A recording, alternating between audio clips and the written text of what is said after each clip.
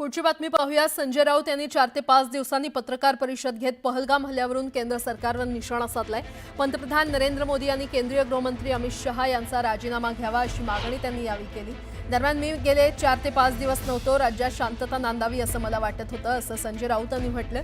पहलगाम हल्ल्यामध्ये राजकारण आणू नये, उलट भाजपच्या अनेक संस्था, संघटना, समाज माध्यमांवर याचं राजकारण करतायत असा आरोपही त्यांनी केलाय।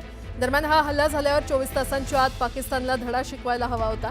जगभरात याच पद्धतीने बदला घेतला जातो असं म्हणत राऊतांनी केंद्र सरकारवर टीका केली।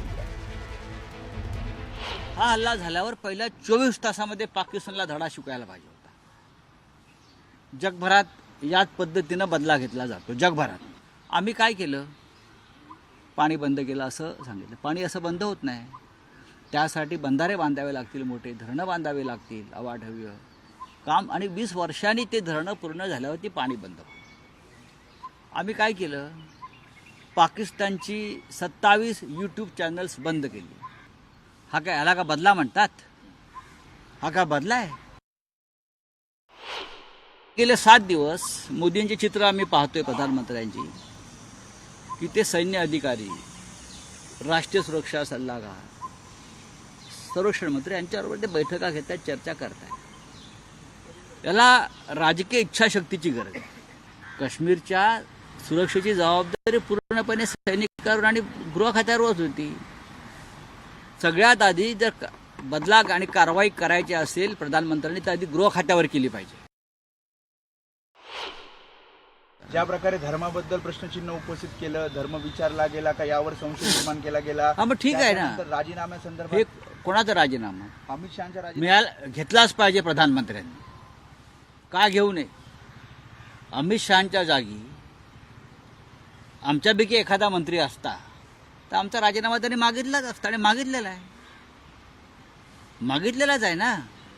विरोधी पक्षाचं काम आहे, सरकार जेव्हा चुकेल, सरकारचा मंत्री चुकीचं काम करेल, तेव्हा त्याच्यावरती बोट दाखवणं की आपण चुकताय, हा माणूस त्या पदाला योग्य नाही आहे। यात चुकीचं काय आहे?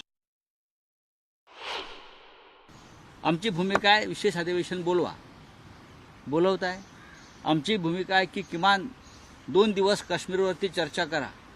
आमची भूमिका आहे या हल्ल्याची जबाबदारी आणि ज्या चुकांची जबाबदारी ज्या गृह खात्यावर आहे त्यांच्यावर कारवाई करा।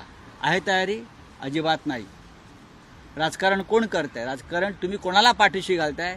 27 बळी घेतलेले आहेत, हे सरकारने घेतलेले नरबळी आहेत। हा मानवी संहार सरकारच्या गाफीलपणामुळे झालेला आहे। माझ्या पक्षाची भूमिका असं आहे की पुलवामा हल्ल्यानंतरच हल्ला करायला पाहिजे होता।